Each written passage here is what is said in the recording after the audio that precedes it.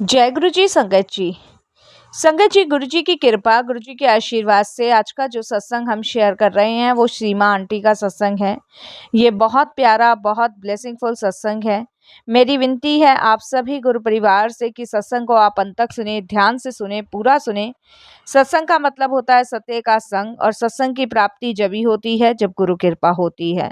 तो हम सभी बड़े भाग्यशाली हैं कि हम पे गुरु कृपा हुई और हमें सत्संग सुनने का और शेयर करने का सौभाग्य प्राप्त हुआ। तो प्लीज साथ संगत जी, सत्संग को बड़ी श्रद्धा भाव से अंत तक सुनिएगा, ध्यान से सुनिएगा, पूरा सुनिएगा, क्योंकि कहते हैं ना, सत्संग के अंदर ही अनंत ब्लेसिंग्स की कृपा गुरु जी की छुपी हुई होती है। तो बिल्कुल स्किप ना कीजिएगा। इसके अलावा अगर आप भी अपने अनुभव और सत्संग साझा करना चाहते हैं तो हिंदी में साफ राइटिंग में आप अपना सत्संग लिखकर हमारी जीमेल आईडी पर सेंड कर सकते हैं, ताकि आपके द्वारा सुनाए गए सत्संग से जो भी गुरुजी महाराज की नई जुड़ने वाली संगत होगी, उन्हें गुरुजी के कल्याण, महिमा, अनुभव के बारे में ज़्यादा से ज़्यादा पता चलेगा। सत्संग आपको पसंद आए तो आप इसे लाइक कीजिए, चैनल को सब्सक्राइब कीजिए, वीडियो को शेयर ज़रूर कर दीजिएगा और बेल आइकन दबाना बिल्कुल भी नहीं भूलिएगा। जब भी कोई लेटेस्ट सत्संग आएगा उसका नोटिफिकेशन आपके पास आएगा। तो चलिए संगत जी, चलते हैं गुरुजी महाराज के सत्संग की ओर। सत्संग शुरू करने से पहले करते हैं गुरुजी का मंत्र जाप। ओम नमः शिवाय, शिव जी सदा सहाय। ओम नमः शिवाय, गुरुजी सदा सहाय। जय गुरुजी संगत जी। संगत जी, सबसे पहले गुरुजी महाराज के चरणों में कोटि कोटि नमन। सारी संगत जी को जय गुरुजी। अनंतम अनंतम शुक्राना मेरे गुरुजी महाराज का कि उनकी असीम कृपा मुझ पे, मेरे परिवार पे हुई। और देखिए, ये शुक्राना सत्संग शेयर करने का मुझे मौका मिला।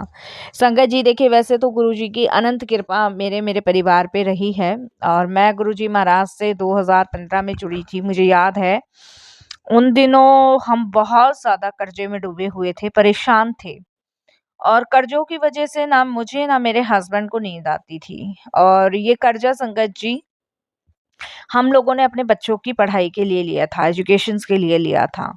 लेकिन हमने लाइफ में ये सोचा नहीं था, जिस एजुकेशन के लिए हम पढ़ाई के लिए बच्चों की पैसा ले रहे हैं, सोचा तो ये था कि देखिए, बेटे को कनाडा में शिफ्ट होना था और अपनी पढ़ाई वहीं से कंप्लीट करके और वहीं एक जॉब के लिए वो अप्लाई कर रहा था। तो हमने संगत जी कनाडा भेजने के लिए करीबन संगत जी पहले 5 लाख रुपए उठाए, फिर संगत जी हमने 5 और उठाए, 10, और फिर 5 और उठाए, 15 लाख रुपए के नीचे संगत जी हम आ चुके थे। लेकिन हमने बेटे को कनाडा ज़रूर भेज दिया। सोचा ये था कि संगत जी एक अच्छी कंपनी में उसकी जॉब लग गई है, और करीबन संगत जी उसकी सैलरी भी ये लगा लो 1 डेढ़ के आसपास थी। बहुत ही बेस्ट कंपनी में उसकी जॉब लगी है। मैं कंपनी का नाम नहीं लूँगी। सोचा ये था कि बच्चे बुढ़ापे का सहारा होते हैं तो माँ-बाप का कर्जा उतरवाने में मदद करेंगे। लेकिन संगत जी जो सोचा था ना उससे परे हुआ। उससे बहुत ज़्यादा डिफरेंट हुआ। और बेटी की तो संगत जी हमने शादी कर दी थी, और उसका भी कर्जा हम उतार रहे थे, बेटे को कनाडा भेजा। बट संगत जी कनाडा में जब उसकी जॉब लग गई तो उसने 1 डेढ़ साल तक पैसा भेजा हमें, मैं आपको बताऊँ। 1 डेढ़ साल तक उसने पैसा भेजा, और 6 मंथ तक तो उसने संगत जी बिना रोक-टोक के पैसा भेजा। 6 महीने बाद संगत जी उसने चिक-चिक, चिक-चिक करनी शुरू कर दी। तो हम उसको ये पूछते थे कि बेटा कोई परेशानी तो नहीं है वहाँ पे? और कोई परेशानी, दिक्कत है तो तू हमें बता, तू पैसे मत भेज। वही माँ-बाप को तो यही लगेगा ना कि बच्चा कोई परेशानी में ना हो, कोई दिक्कत में ना हो, पता नहीं भई बॉस कैसा है, कैसा नहीं है, बहुत सारी चीज़ें। उसके बाद साल, सवा साल उसने पैसा भेजा। साल, सवा साल के बाद संगत जी उसने हमें बोला कि मेरी जॉब चली गई है। तो जॉब चली गई है और मैं स्ट्रगल कर रहा हूँ, ये है वो।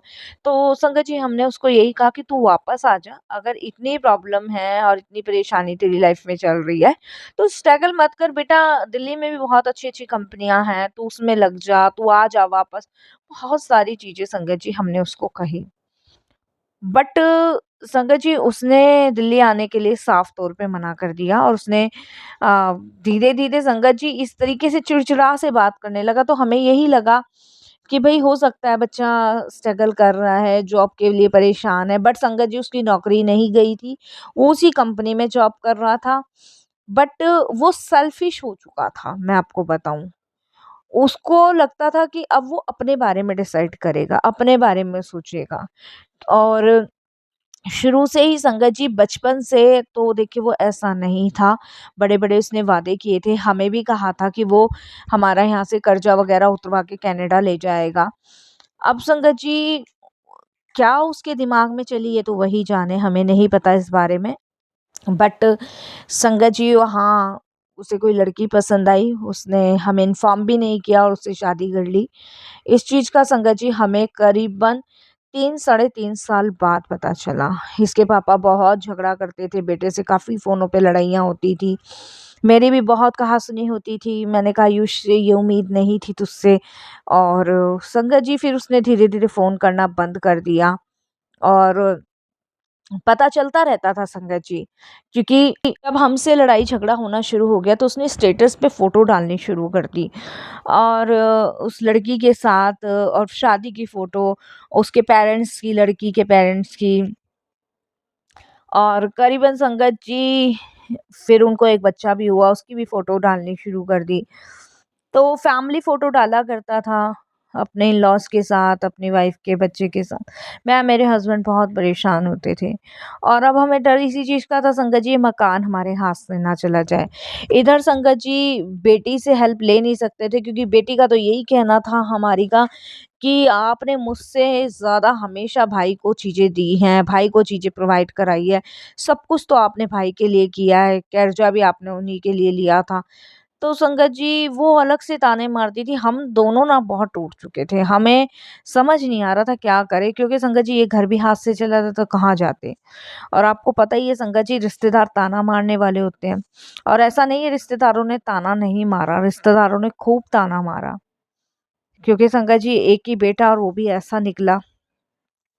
तो कोई तो संस्कार में उँगली उठा देता था, कोई कहता था कि ऐसा ही है, बच्चे ऐसे ही निकलते हैं। तो बहुत सारी चीज़ें थी संगत जी मतलब फेस करने वाली, तो बड़े हम टूट गए थे, बिखर गए थे। और पोस्ट ऑफिस में मेरे हस्बैंड काम करते थे और संगत जी भले ही गवर्नमेंट जॉब थी, लेकिन फिर भी 15-20 लाख रुपए उतारना बड़ा संगत जी बड़ी भारी बात है। उसके बाद लड़की की शादी का भी कर्जा था देखिए। तो ऐसे में हमारी कमर टूट गई थी। तो हमारा ना ट्रस्ट उठ गया था बच्चों पे से। मैं और मेरे हस्बैंड ये सोचते थे कि बताओ क्या नहीं किया हमने इन बच्चों के लिए। छोटे थे तो गीले से उठा के सूखे में सुखाते थे, हम गीले में सोते थे। मैं तो संगत जी बता नहीं सकती पेट काट-काट के मैंने और मेरे हस्बैंड ने बच्चों को पाला है। लेकिन ऐसा टाइम भी फेस करेंगे ये हमने नहीं सोचा था। तो एक तरीके से तो संगत जी लाइफ बहुत ही कठिन भरी थी, बहुत ही परेशानी भरी थी और सोच-सोच के घबराहट होती थी, बेचैन हो जाती थी। मेरे हस्बैंड तो टूट चुके थे संगत जी और कहाँ वो हँसते मुस्कुराते थे, कहाँ एक टाइम पे संगत जी चेहरे पे से हँसी बिल्कुल ही ख़त्म सी हो गई थी उनकी। जैसे मानो कुछ राह ही नहीं हो उनके जीवन में।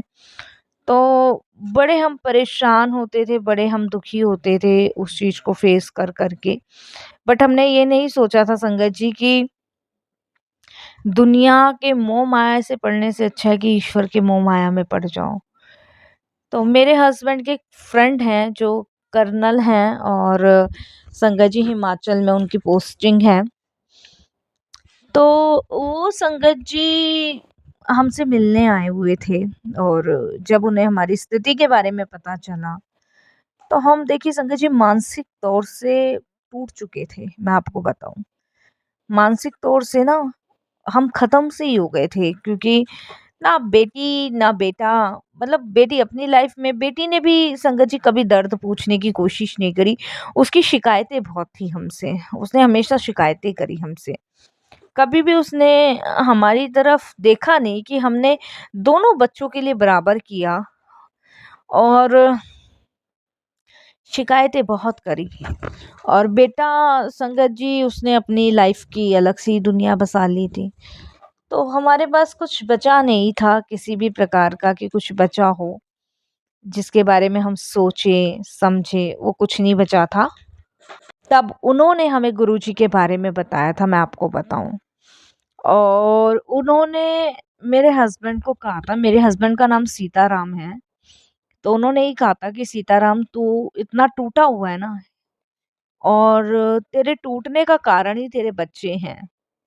और ये एक ऐसा जख्म है जो संसार में ना कोई नहीं भर सकता है, कोई भी नहीं भर सकता। और अगर तू इस गम से बाहर निकलना चाहता है, तो मैं तुझे एक रास्ता बता रहा हूँ, तू उस रास्ते पे चला जा। तो संगत जी, ये सोचना हमारा काम था ही नहीं, ये तो गुरुजी का काम था, गुरुजी का बुलावा था। उन्होंने हमें बड़े मंदिर के बारे में डिस्कस किया, उनके चमत्कार बताए, सत्संग बताए, संगत बताई, बहुत सारी चीज़ें बताई। उन्होंने कहा जब आदमी टूट जाता है, बिखर जाता है, तो उसके पास एक रास्ता होता है, गुरुजी का द्वार, वहाँ चले जाओ। तो यही सोच के मैं और मेरे हस्बैंड 2015 में फर्स्ट टाइम गुरुजी के दरबार गए।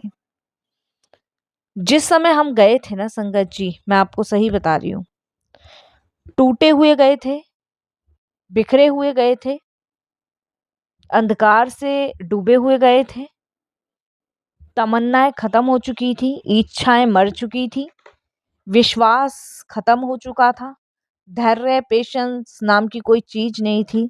बस ये समझ लो, एक जिंदा लाश की तरह जी रहे थे, जो जीवन में सिर्फ खा रहे थे, पी रहे थे, कहीं जा रहे थे, आ रहे थे, हंसी खुशी जैसे कोसों दूर हो चुकी थी जीवन से, कोसों दूर। लेकिन पहली बार गुरुजी के पास जाने से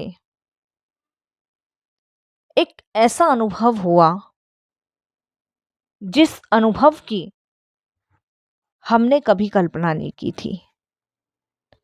ये एक ऐसा अनुभव था संगत जी जीवन का, जिसमें शांति थी, सुकून था, चैन था, खुशी थी और आनंद था, जो हमें सिर्फ और सिर्फ गुरुजी महाराज के दरबार में मिला। ये एक ऐसा दरबार था जहाँ पे हमें कुछ बताने की ज़रूरत नहीं पड़ी। जैसे मानो गुरुजी अंतर्यामी हैं, उन्हें सब कुछ पता है, उनसे कुछ भी नहीं छुपा। और इस कृपा का श्रेय मैं गुरुजी को देती हूँ। हम गुरुजी के दरबार में ऐसे दौड़ के जाते थे, जैसे एक बच्चा अपनी माँ के लिए तड़पता है, ऐसे हम गुरुजी के लिए तड़पते थे। हमारे आंसू हमेशा उसके बाद गुरुजी के लिए निकले, गुरुजी की याद में निकले। गुरुजी ने ऐसी स्थिति हमारे सामने लाके रख दी कि ना हम गुरुजी के बिना जी पा रहे थे और ना ही गुरुजी के बिना मर पा रहे थे। मैं, मेरे हस्बैंड, हम दोनों का हाल यही था। इस कदर हमारी जर्नी गुरुजी के साथ शुरू हुई। 2015, 2016, 2017 और 2018 तक 20 लाख रुपया गुरुजी ने कैसे उतरवाया, हमें नहीं पता। कैसे रास्ता बनाते गए, हमें नहीं पता। घर भी बचा और अब हमारा दोनों का जीवन अपने गुरुजी पे समर्पित है। बेटे ने तो आज तक कोई खोज खबर नहीं ली संगत जी, मैं आपको सही बताऊं, आज तक। और ऐसा नहीं है वो किसी परेशानी में, किसी दिक्कत में, वो बहुत खुश है। वो फ़ोनों पे स्टेटस लगाता है, इंस्टाग्राम पे डालता है, फेसबुक पे डालता है, यूट्यूब चला रहा है। वो बहुत खुश है और हमें उसे यही कहते हैं, यही दुआ देते हैं कि वो खुश ही रहे। बेटी कभी कभार उसे लगता है कि चलो आज पूछ लेना चाहिए, तब वो फ़ोन कर लेती है। लेकिन मैं और मेरे हस्बैंड इस दुनिया से इतने दूर हो चुके हैं ना, कि बस अब सिर्फ गुरुजी की शरण में है, ज़रूरत ही नहीं है किसी चीज़ की।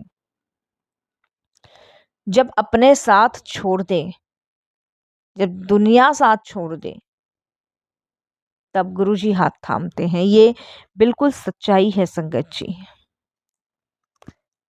जिन्हें मैंने 9 महीने रखा, उन्होंने हमारा दर्द नहीं समझा, लेकिन जिन्होंने इस पृथ्वी पर हमें भेजा, उन्हें हमारी पल-पल की खबर थी। अपना निवाला बच्चों को खिलाया, लेकिन फिर भी बच्चों ने अपना फर्ज नहीं निभाया। तो संगत जी, शिकायतें नहीं है, शिकवा नहीं है, गिला नहीं है। बस यही कहूंगी कि हद से ज्यादा विश्वास, भरोसा इंसान को तोड़ देता है। आप किसी के लिए कुछ करना चाहते हो ना, तो पशु पक्षी के लिए कर लो, लेकिन इंसान के लिए मत करो।